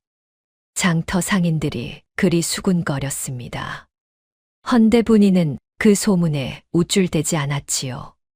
그저 한 노인의 가르침대로 손님을 살피고 사람을 살피는 일에 더 깊이 매달릴 뿐이었습니다. 8회가 지난 어느 봄날이었지요. 한 노인이 분이를 사랑채로 부르셨습니다. 한 노인은 그 무렵 부쩍 기력이 떨어지셨지요. 머리가 더 희어졌고 걸음이 느려지셨습니다. 헌데 그날따라 한 노인의 표정은 단호했지요. 어르신, 갑자기 부르시니 무슨 일이 있으십니까? 세아가 자네에게 일러둘 일이 있느니라. 사랑채로 들거라. 종을 물려두었느니라. 예, 어르신. 세아가 이리 와 앉으시오. 시아비가 자네에게 일러둘 일이 있느니라. 분이는 한 노인의 말씀이 평소와 달라 가슴이 한 번 떨렸지요. 시아비라는 말씀. 한 노인은 자기를 그렇게 부르신 적이 없었습니다. 어르신, 어찌 그런 말씀을. 세아가 그 자리에 잠시 앉으시오. 시아비가 한참 망설였던 이야기를 이제는 해야겠소. 분이는 사랑채에 무릎을 꿇고 앉았지요. 한 노인은 사랑채 한 켠에 작은 함을 가져오라 종에게 일렀습니다. 종이 가져온 함은 오칠이 잘 된 단단한 나무함이었지요. 한 노인이 그 함의 뚜껑을 열자 안에는 작은 인장 하나와 빛바랜 서찰 한 통이 들어 있었습니다. 이 인장이 무엇인지 아오. 한씨 상단의 인장이 아닙니까? 맞소. 그리고 이 서찰은 자네 시아버님 박대감께서 임종 직전 이 노인에게 보내신 것이요. 분이는 그 말씀에 숨이 멎는 듯 했지요. 박대감의 친필 서찰. 자기 시아버지께서 임종 직전 보내신 편지가 한 노인의 함에 보관되어 있었다는 사실. 분이는 그 서찰을 떨리는 손으로 받아 펼쳤습니다. 서찰의 글씨는 흐릿했지요. 임종 직전 손이 떨려 쓰신 듯한 글씨였습니다. 헌데 그 내용은 또렷했지요. 한씨 동지 보시게. 내 며느리 분이는 이 집안에서 무사히 지내기 어려운 사람일세. 안 사람의 성정이 모질고 자식 영우는 엄히 그늘을 벗어나지 못하는 사람일세. 내가 가고 나면 분이를 누가 지킬지 모르겠으니 자네가 한 번만 더 이 늙은 사람의 부탁을 들어주시게. 분이가 자네 앞에 나타나거든 거두어 주시게. 그 아이의 손은 보통 손이 아니니 자네가 거두면 자네 일에도 보탬이 될 것일세. 분이는 그 서찰을 한참 읽고 또 읽었지요. 글씨가 흐려졌습니다. 분이의 눈에서 눈물이 한 방울씩 떨어지고 있었지요. 어르신, 시아버님께서 이런 부탁을. 그렇소이다. 자네 시아버님은 임종 직전 모든 것을 짐작하고 계셨소. 안 사람께서 자네를 어찌 대할지 영구가 자네 편을 들어줄 위인이 못됨도 자네가 결국 박씨 집에서 내쳐질 것임을. 그래서 이 노인에게 미리 부탁을 보내셨던 것이요. 어찌 어르신께서는 이 일을 일찍 알려주지 않으셨는지요. 세아가 이 일을 자네에게 일찍 알렸다면 자네는 이 노인에게 의지하는 사람이 되었을 게요. 자네가 두 발로 서기 전에는 시아버님의 일을 알지 못하는 것이 자네에게 이로웠소이다. 이제 자네는 두 발로 서 있소. 자네 손으로 가게 5채를 일으켰고 자네 손으로 사람을 거두고 있소. 이제는 자네가 시아버님의 부탁을 알아도 흔들리지 않을 것이요. 분이는 그 자리에 한참 동안 엎드렸지요. 시아버지께서 임종 직전 잡으셨던 손길. 못 다 하신 말씀. 꿈속의 부탁. 큰 느티나무 아래. 한 노인의 부축. 같은 가르침. 모든 것이 하나의 그림이었습니다. 시아버지께서 임종 직전 그리신 그 그림이었지요. 어르신, 이 은혜를 어찌 갚아야 할지. 갚지 마시오. 시아버님의 부탁을 들어드린 것이지 자네에게 무엇을 주려 한 것은 아니오. 다만 한 가지만 더 일러두겠소. 한 노인은 분이의 어깨를 한번 토닥이셨지요. 자네 시아버님의 마음을 헛되이 하지 마시오. 자네가 박씨 집에서 내쳐진 그 일은 자네 잘못이 아니오. 그것을 자네가 잊지 말기를. 그리고 언젠가 박씨 집안의 일이 자네에게 다시 닿을 날이 올 것이오. 그때 자네가 어찌할지는 자네가 정하시오. 이 노인은 더 이상 자네 일에 손대지 않을 것이오. 예, 어르신. 이제부터는 제 두 발로 서겠습니다. 분이는 그렇게 답했지요. 헌데 분이의 가슴 한켠에는 시아버지의 손길이 다시 한번 따스하게 닿는 듯 했습니다. 시아버지께서 임종 자리에서 못하 하신 말씀이 이제야 완성된 셈이었지요. 사람을 함부로 내치는 자는 결국 그 집에서 내쳐지는 법이라던 그 말씀. 한 노인을 통해 이어진 그 말씀이, 그리고 무탈의 등에 박힌 반달점이. 분이는 그날 밤 배틀방에 앉아 늦도록 자수본을 펼쳤습니다. 외할머니의 자수본이었지요. 첫 장의 매화 한 가지가 등잔불 아래 또렷이 보였습니다. 분이는 그 매화를 한참 들여다보았지요. 외할머니, 시아버님께서는 일찍이 저를 곱게 지켜주셨군요. 한 노인 어르신께서 시아버님 부탁을 끝까지 받아주셨고요. 저는 이 은혜를 어찌 갚아야 할지요. 분이는 그렇게 혼잣말처럼 매화 한 가지에 대고 말했지요. 매화는 답이 없었습니다. 헌데 그 등잔불의 흔들림이 한 번 분이의 손에 닿는 듯 했지요. 분이가 한 노인 댁에 머문 지 10년이 가까워질 무렵의 일이었지요.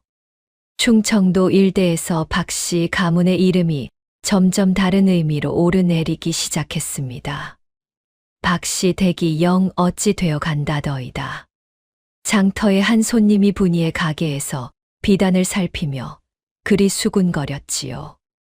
분이는 그 말씀에 손이 한 번 멈췄지만 표정은 변하지 않았습니다. 박씨 댁이라 하시면 충청도 박씨 댁 말씀이시오니까. 그렇소이다. 박영후 그 양반이 한양에서 첩을 들였다는 소문이 자자하지요. 옥선이라 하는 기방 출신이라는데 박씨 집에 들이자마자 살림을 좀 먹기 시작했다 하더이다.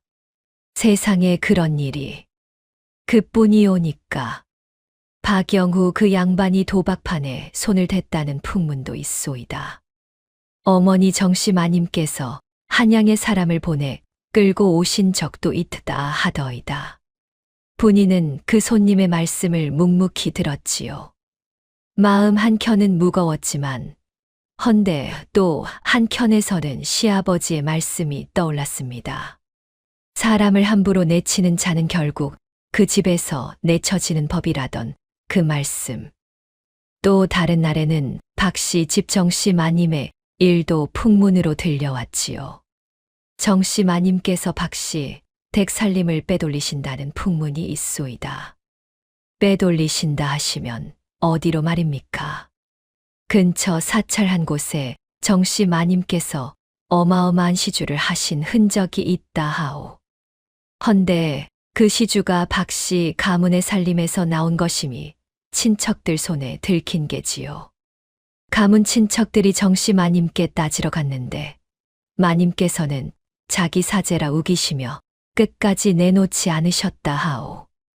분이는 그 풍문에 무릎이 한 번 떨렸지요. 그 해 박씨 집에 들어가 살림을 익히기 시작할 무렵 별채에서 들려오던 짐 옮기는 소리. 정씨 마님이 자주 드나드시던 별채.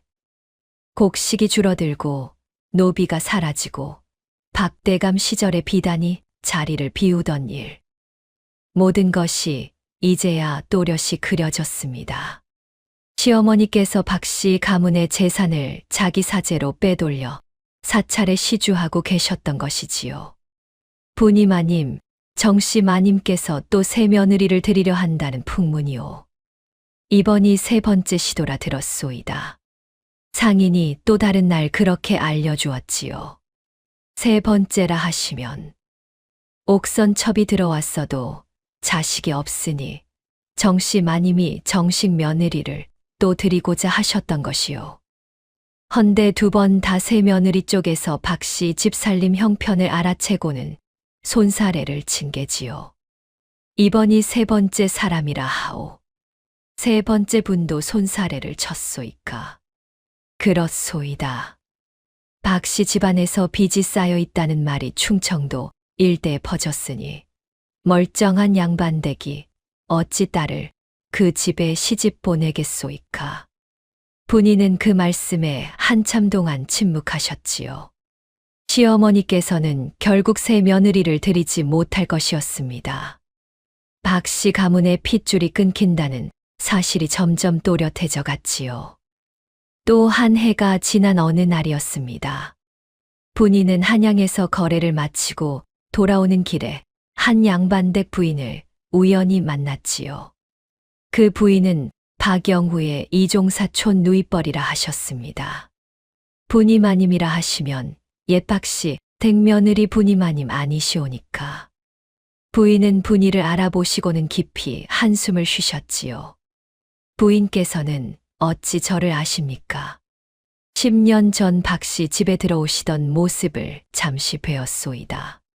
그 무렵 박영후 그 양반의 결혼 잔치에 잠시 다녀갔던 인연이지요.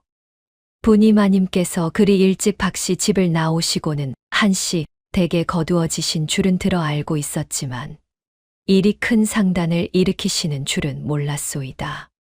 부니는 그 부인의 말씀에 그저 고개를 숙였지요. 부인은 깊은 한숨을 한 번 더 내쉬셨습니다. 부니마님, 한 가지 일러드릴 일이 있소이다. 박영후 그 양반이 부니마님을 내보낸 뒤로 한 번도 자식을 얻지 못하셨소이다. 옥선이라는 그 처백에서도 그 후에 들인 다른 처백에서도 10년이 다 되도록 그 집에 핏줄이 들어선 적이 없는 게요. 정씨 마님께서 무당까지 부르셨다는 풍문도 있소이다. 부니는 그 말씀에 가슴이 한 번 쿵 내려앉았지요. 박영후가 자식을 못 얻는 사람이었다니. 그러면 부니가 박씨 집에 있을 적 임신한 그 아이. 무탈은 박영후가 유일하게 얻은 자식이었다는 사실이 부니의 머릿속에 한 번에 떠올랐습니다. 무탈의 등에 박힌 반달점이 부인, 그 일은 정말이시오니까. 확실하오니다. 박씨 가문 친척들이 모두 알고 있는 일이오. 박영후는 다음 대를 잊지 못할 사람이지요. 박씨 가문은 영후 한 사람으로 끝나는 셈이요. 부인은 그 부인을 보내고 한참 동안 길가에 서 있었지요. 시아버지께서 임종 직전 자기 손을 잡으시며 못다 하신 말씀. 영후가 자식을 얻지 못할 사람임을 시아버지께서 짐작하고 계셨던 게 분명했습니다. 무탈이 박씨 가문의 마지막 핏줄이라는 사실. 부인은 그 깨달음에 한참을 흔들렸지요. 그날 밤 부인은 한노인 댁 배틀방에서 외할머니의 자수본을 다시 펼쳤습니다. 두 번째 장의 문양을 한참 들여다보았지요. 그 문양은 옛 양반가에서 대대로 내려오던 가문의 문양이라 한노인께서 일러주신 적이 있었습니다. 외할머니께서 그 문양을 자수본에 남기신 일. 외할머니께서 정변으로 신분을 숨기고 시골에 내려와 사신 명문가 출신이었다는 사실. 부인은 이제 그 모든 것을 어렴풋이 짐작했지요. 외할머니, 어머니, 시아버님 모두가 저를 이리로 이끄셨군요. 부인은 혼잣말처럼 그리 중얼거렸지요. 등잔불이 한 번 흔들렸습니다. 그 무렵 또 다른 풍문이 들려왔지요. 박씨 가문의 빚이 점점 늘어나고 있다는 풍문이었습니다.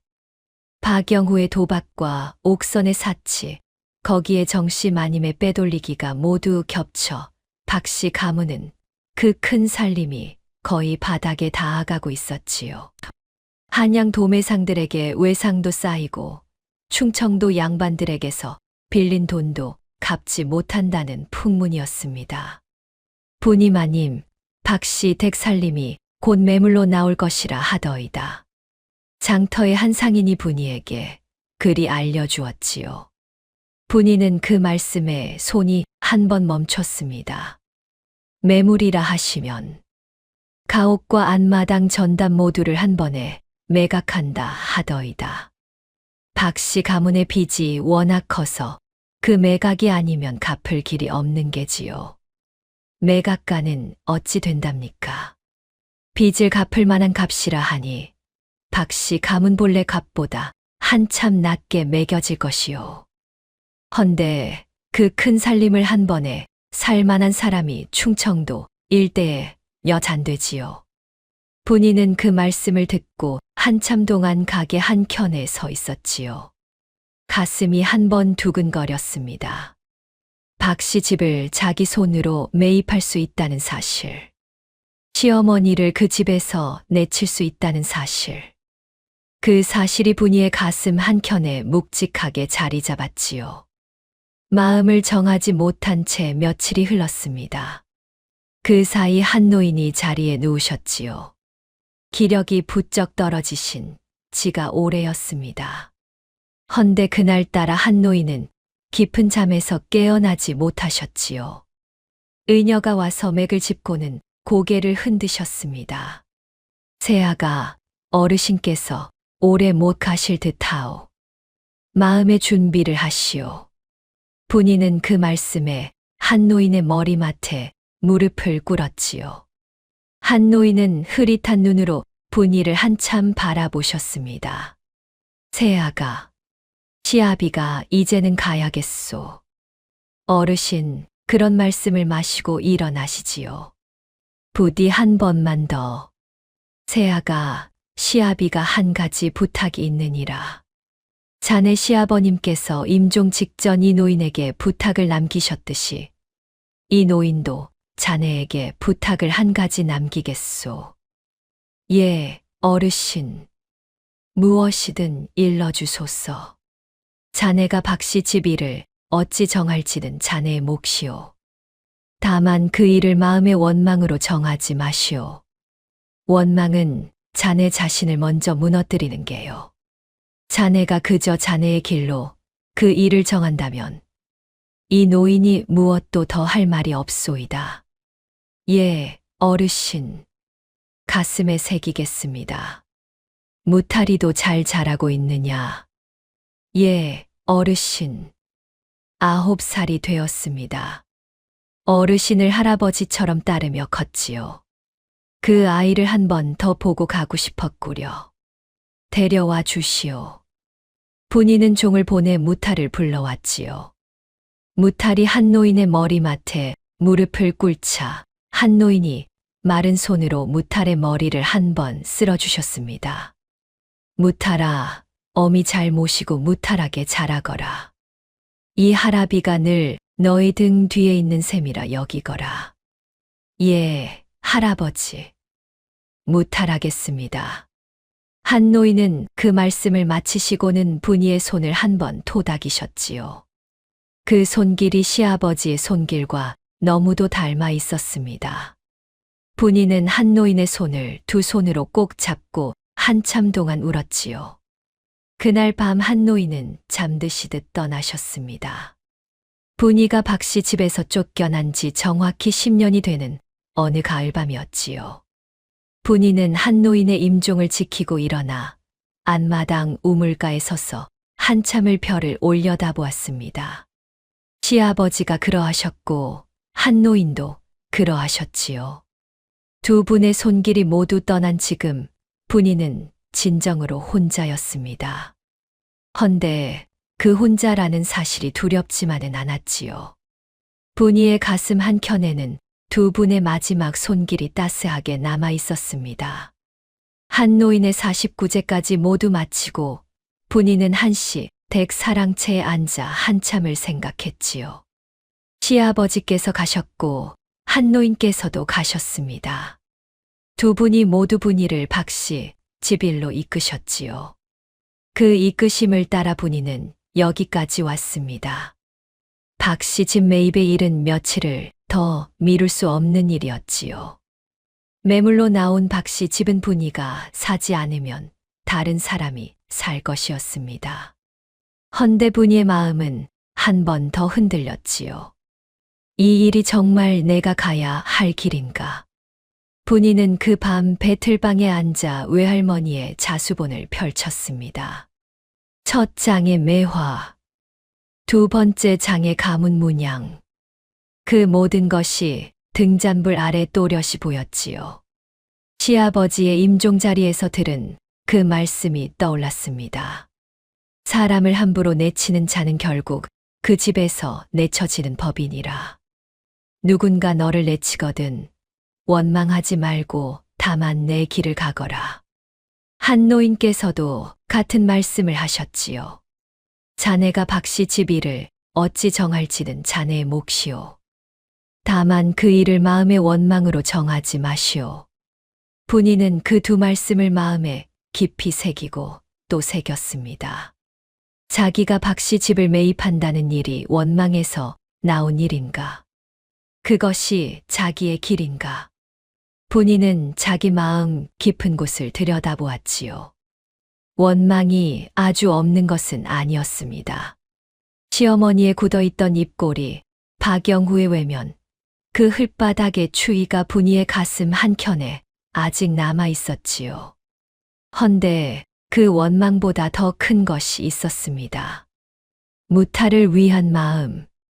박씨 가문의 마지막 핏줄이 자기 아이라는 사실. 그 아이의 등에 박힌 반달점.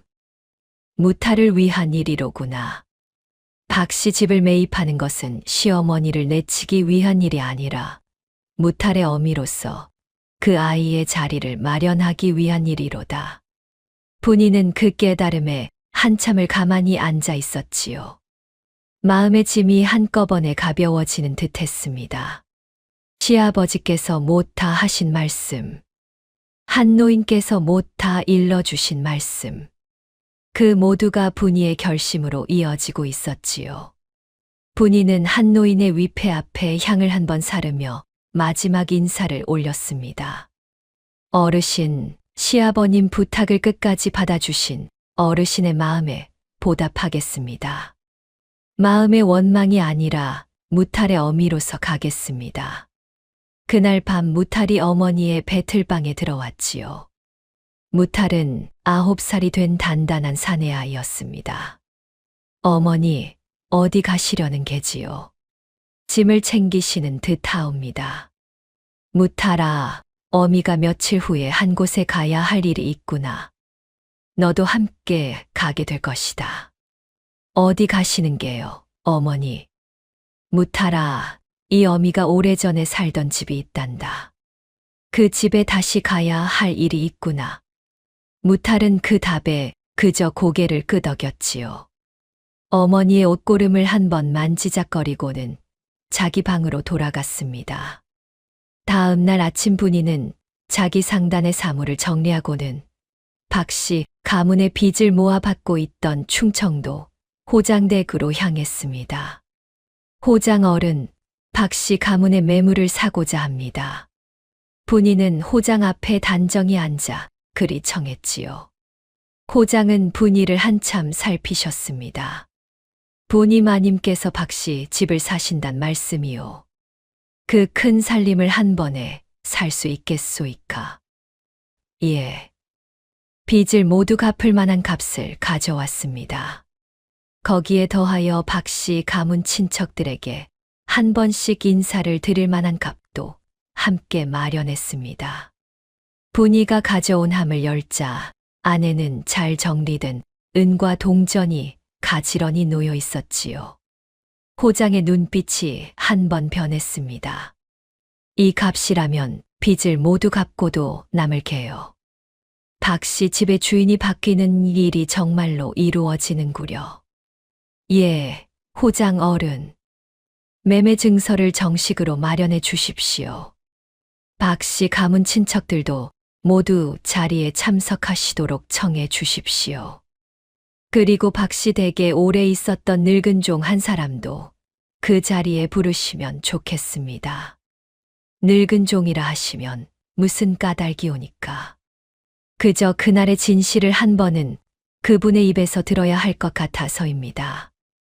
호장은 분이의 말씀에 깊이 고개를 끄덕이셨지요. 알겠소이다, 분이마님. 사흘 후 박씨 집에서 매매가 정식으로 이루어질 것이요. 박씨 가문 친척들과 늙은 종도 모두 참석시키겠소이다. 분이는 호장의 답을 받고 한씨 댁으로 돌아왔지요. 사흘이 흘러 그날 아침이 되었습니다. 분이는 짙은 자색 비단옷을 입었지요. 자기 손으로 짠 비단으로 지은 옷이었습니다. 머리는 단정히 쪽지고 외할머니께서 남기신 작은 은비녀를 꽂았지요. 가마 한 채에 올라 박씨 집으로 향했습니다. 박씨 집 대문 앞에 도착하자 분이는 가마에서 내려 한참을 그 대문을 올려다보았지요. 10년 전 빈손 가마에서 내려 들어섰던 그 대문이었습니다. 같은 대문. 헌데 그 사이의 분이는 완전히 다른 사람이었지요. 대문 안에서는 이미 호장과 박씨 가문 친척들이 모여 있었습니다. 정씨 마님과 박영후도 안마당에 서 있었지요. 정씨 마님은 10년 사이에 부쩍 늙어 보이셨습니다. 살집이 빠지고 머리가 더 희어지셨지요. 헌데 그 굳은 입꼬리만은 여전했습니다. 박영후도 그 자리에 서 있었지요. 10년 사이 박영후는 한층 야위어 있었습니다. 도박과 첩과 거래, 실패가 그 얼굴에 모두 새겨져 있었지요. 박영후가 분이를 처음 알아봤을 때 그 얼굴은 한 번 굳었습니다. 분이 마님께서 도착하셨소이다. 매매 증서를 펼치겠소이다. 호장이 그리 알리자 정씨 마님이 호장 앞으로 나서며 호통을 쳤지요. 호장 어른, 이 일이 무엇이오니까? 분이라니. 박씨 집을 분이가 산단 말씀이요. 그렇소이다, 정씨 마님. 박씨 가문의 빚을 분이 마님께서 모두 갚으셨소. 박씨 집의 새 주인은 이제 분이 마님이시오. 천만에요. 박씨 집은 박씨 가문의 집이요. 어찌 한번 내쳤던 사람이 다시 그 집을 사간단 말이오. 호장은 그 말씀에 차분히 답했지요. 정씨 마님, 분이 마님께서 박씨 가문 며느리로서 사신 것이라면 이 매매가 무효일 수 있을 것이요. 헌데 분이 마님은 10년 전 이 집에서 내처지신 분이요. 박씨 가문 며느리가 아니시지요. 그저 충청도 일대의 한 양민으로서 정당한 값을 치르고 사신 것이요. 매매는 정식으로 이루어졌소. 정씨 마님은 그 답에 입이 굳으셨지요. 헌데 분이를 향해서는 그 굳은 입꼬리를 한 번 더 비틀어 보이셨습니다. 감히 일이 되돌아와 내 집을 빼앗겠다는 개로구나. 마님, 이 집은 더 이상 마님의 집이 아닙니다. 호장 어른께서 매매 증서를 정식으로 마치셨습니다. 분이는 그렇게 답했지요. 헌데 정씨 마님의 호통은 더 커졌습니다. 무엇이라? 내가 박씨 가문에 부정을 입히고 쫓겨난 그 일을 모두 잊었느냐? 부정을 저지른 며느리가 어찌 이 집에 다시 발을 들이겠느냐? 마님, 그 부정은 마님께서 만드신 부정이지 제가 저지른 부정이 아닙니다. 분이는 그 말씀을 마치고는 한 노인께서 남기신 함을 호장에게 건넸지요. 호장이 함을 열자 안에는 박대감의 친필 서찰이 들어 있었습니다. 이는 박대감께서 임종 직전 한씨 가문에 보내신 친필 서찰이요. 박씨 가문 친척들께서는 한번 살펴보십시오. 호장이 서찰을 펼쳐 친척들 앞에 내보이자 친척들이 한 번씩 그 글씨를 살피셨지요. 박대감의 친필이 분명했습니다. 여기 박대감께서 친히 쓰신 글에 이르시기를 자기 안 사람의 성정이 모질다 하셨소. 자식 영후는 어미 그늘을 벗어나지 못한다 하셨소. 그래서 며느리를 한씨 댁에 미리 부탁해 두셨다. 적혀 있소이다. 박씨 가문 친척 중 한 분이 그 서찰을 한참 들여다보더니 깊이 고개를 끄덕이셨지요. 박대감께서는 임종 직전 이미 모든 것을 짐작하고 계셨던 게로다. 정씨 마님, 이 일을 어찌 답하시겠소이까? 정씨 마님은 그 자리에서 입이 굳으셨지요. 답을 못하고 한참 서 계셨습니다. 박영후는 어머니의 옆에서 시선을 떨구고 있었지요. 또 한 분이 정씨 마님 앞으로 나서며 따지셨습니다. 정씨 마님, 마님께서 박씨 가문의 살림을 사찰에 빼돌리신 일도 있소이다. 그 일은 우리 친척들이 이미 모두 알고 있는 일이오. 마님께서 부니마님을 내치신 그 무렵부터 그 빼돌리기가 본격적으로 시작된 게 아니오니까. 무슨 말씀을 하시는 게요? 그것은 다 내 사제였소이다. 마님의 사제라 한들 박씨 가문의 며느리 시절에 모은 사제 아니오니까. 박씨 가문의 살림을 마님 사제로 빼돌리신 게야. 그 일을 아직도 부인하시겠소. 그것은 내가 박씨 가문에 시집와서 내 손으로 모은 것이오. 한 번도 빼돌린 적이 없소이다. 마님, 사찰 시주가 어디서 온 것이오니까. 사찰 주지가 마님께서 가져오신 돈자루를 직접 받아두었다는 증언이 있소이다. 정씨 마님의 얼굴이 새파랗게 굳었지요. 헌데 그때 안방에서 늙은 종 한 사람이 나왔습니다. 박씨 집에서 가장 오래 일한 종이었지요. 호장 어른, 그리고 가문 어르신들. 저는 박씨 댁에서 30년을 일한 종이오니다. 마님께서 별채에서 살림을 빼돌리시는 일을 제 두 눈으로 보았소이다. 그 무렵 노비 한 명이 사라진 일도 있고, 안채 비단이 사라진 일도 있고, 곡식 가마니가 한밤중에 옮겨진 일도 있소이다. 정씨 마님께서 모두 친정 사찰로 보내신 일이오. 네 이놈, 어찌 시어미를 두고 그런 말을. 마님, 저는 이미 늙은 사람이요. 마지막에 진실을 한 번은 말하고 가야겠소이다. 마님께서 부니마님을 내치신 그날, 부니마님께서 부정을 저지르신 일은 없소이다. 박영우 도련님께서 그 새벽에 분명히 다녀가신 일이 있었소. 제가 그 새벽 부엌에서 박영우 도련님의 신발 소리를 들었으니까요. 박영우의 얼굴이 굳어졌지요. 박영우는 그 자리에서 처음으로 분이를 마주 보셨습니다. 헌데 그 눈은 텅 비어 있었지요. 영우야, 이것이 무슨 말이냐? 내가 그날 다녀간 일이 없다 하지 않았더냐? 정씨 마님이 박영우에게 물으셨지요. 박영우는 한참 말이 없었습니다. 그러더니 천천히 입을 여셨지요. 어머님, 그날 밤 제가 다녀간 것은 사실이옵니다. 어머님께서 그리 답하라 일러주셔서 제가 그리 답한 것이옵니다. 정씨 마님의 얼굴이 마지막으로 굳었지요.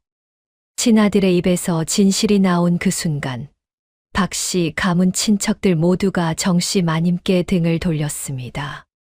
정씨 마님의 일은 박씨 가문에서 더 이상 받아주지 않을 것이요. 사찰로 빼돌리신 사제는 모두 가문에 돌려놓으시오. 그리하지 않으면 가문 차원에서 따로 처분을 할 것이오.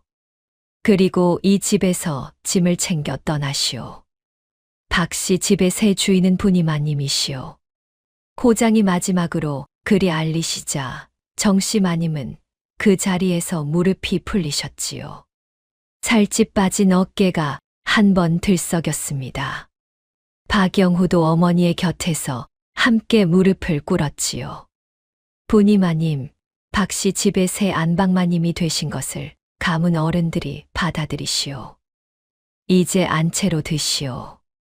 호장의 말씀에 부니는 천천히 안채로 들었습니다.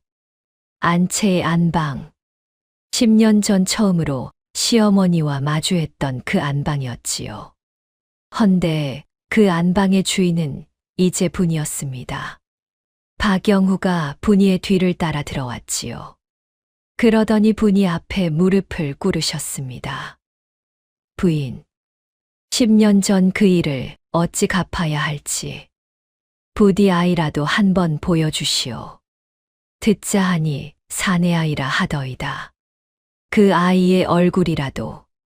분이는 박영후를 한참 내려다보았지요. 헌데 분이의 마음은 흔들리지 않았습니다. 서방님, 그 아이는 제 아이입니다. 박 씨 가문의 아이는 아닙니다. 어머님께서 그 아이를 부정한 씨라 부르시며 저를 내치셨지 않습니까? 그 아이는 어머님의 손에 닿은 적이 없는 아이이니 박 씨 가문에는 그 아이가 없는 셈입니다. 부인, 그래도 한 번만이라도 서방님, 그 아이를 만나지 못하실 것입니다. 다만 그 아이가 자라 자기 스스로 박 씨 집안을 찾고자 한다면 그것은 그 아이의 일이지 저의 일이 아닙니다. 본인은 그렇게 답했지요. 박영훈은 그 자리에서 더 이상 말을 잇지 못하셨습니다. 매매가 정식으로 완료된 그날 저녁, 정씨 마님과 박영훈은 박 씨 집에서 짐을 챙겨 나가셨지요. 정씨 마님의 사제는 호장과 가문 친척들의 손에 의해 모두 되찾아졌고 사찰에 시주된 것까지 모두 가문 자산으로 돌아왔습니다.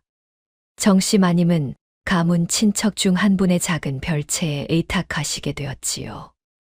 박영훈은 옥선이라는 첩과 더 이상 함께 살지 못하시고 혼자 작은 시골집에 머무시게 되셨습니다. 본인은 그날 밤 박 씨 집 안방에 홀로 앉아 있었지요. 10년 전 시어머니가 차갑게 말씀하셨던 그 안방. 헌데 이제는 그 안방의 주인이 분이었습니다. 본인은 한참 동안 안방의 등잔불을 바라보았지요. 시아버지께서 말씀하셨던 그 가르침이 떠올랐습니다. 사람을 함부로 내치는 자는 결국 그 집에서 내쳐지는 법. 시아버지께서 오르셨지요. 시어머니께서 분이를 내치셨고 결국 시어머니께서 그 집에서 내쳐지셨습니다. 아버님, 어르신, 이제야 두 분의 가르침이 무엇이었는지 알겠사옵니다. 본인은 그렇게 등잔불 앞에 혼잣말처럼 중얼거렸지요. 등잔불이 한 번 흔들렸습니다. 다음 날 아침 분이는 박 씨 집의 앞마당에 자기의 상단 사람들을 불러 모았지요. 분이가 그동안 거두었던 여인들이었습니다. 시어미에게 쫓겨난 며느리, 남편을 일찍 여인 과부, 친정에서 받아주지 않는 처녀들. 그 여인들이 모두 박 씨 집 앞마당에 100년 묵은 감나무 아래에 모였지요. 여러분, 이 박 씨 집은 이제 우리의 일터가 될 것이요. 안채는 대틀방으로 쓰고, 별채는 자수방으로 쓰고, 사랑채는 가게 본방으로 쓸 것이요. 모두 함께 일하며 모두 함께 살아갑시다. 여인들은 그 말씀에 모두 깊이 고개를 숙였지요. 그 중 한 여인이 분이에게 물었습니다. 마님, 이리 큰 집을 모두 우리에게 내주시는 것이오니까. 이 집은 한 사람의 집이 되어서는 안 돼요. 시아버님께서도 한 노인 어르신께서도 그리하기를 바라셨던 것이라 여기요. 사람을 함부로 내치는 자가 머무는 집은 결국 비워지는 법이요. 사람을 곱게 거두는 집이 오래가는 법이지요. 여인들이 그 말씀에 한 번씩 손뼉을 마주쳤지요. 박 씨 집의 앞마당은 그날부터 큰 포목방의 본거지가 되었습니다. 한시댁에서 시작된 그 포목 장사가 박 씨 집으로 옮겨와 한층 더 커진 셈이었지요.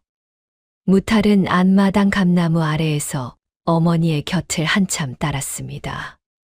어느 봄날 무탈이 어머니에게 물었지요. 어머니, 이 큰 집이 정말 우리 집이 되었사오니까. 그렇단다, 무탈아. 헌데 우리 집이라기보다는 우리가 함께 살아가는 집이지. 너 한 사람의 집이 아니라 여기서 일하는 모든 분들의 집이란다. 예, 어머니. 그리 알겠습니다. 무탈의 옷자락 안에는 여전히 반달 모양의 붉은 점이 등에 박혀 있었지요. 헌데 그 점은 박 씨 집 안에서도 누구에게도 보이지 않았습니다. 분이는 그 아이의 등을 그저 자기 두 손으로만 감싸 안았지요. 세월이 흘러 박 씨 집은 충청도 일대에서 가장 큰 포목방으로 이름이 났습니다. 분이 마님의 가게라 하면 어느 양반댁이든 한 번씩 발기를 들이게 되었지요. 분이는 자기의 일터에서 자기처럼 사연을 가진 여인들을 한 사람 한 사람 더 거두었습니다. 누구에게도 사연을 묻지 않았지요. 그저 손이 야무지면 충분했습니다. 시아버지께서 임종자리에서 남기신 말씀, 한 노인께서 임종자리에서 남기신 말씀, 두 분의 가르침은 같은 한마디였지요. 사람을 함부로 내치는 자는 결국 그 집에서 내쳐지는 법이니라. 시아버지의 그 한마디, 한 노인의 같은 한마디, 그 가르침은 분이의 배틀방 안에서, 안마당 감나무 아래에서, 그리고 무타래 등에 박힌 반달점 안에서 늘 살아 있었습니다. 이 야담은 그저 한 여인의 이야기가 아니지요. 사람의 진심을 알아보는 시아버지의 눈, 그 진심을 끝까지 지켜주신 한 노인의 손, 그리고 자기 자신을 잃지 않은 한 여인의 마음. 그 세 가지가 모여 만들어진 한 가지 가르침입니다. 다음 영상을 빠르게 만나보시려면 좋아요와 구독을 눌러주세요. 지금 화면에 나오는 더 재미있는 영상들도 함께 해주세요. 그럼 모두 행복한 하루 보내세요. 감사합니다.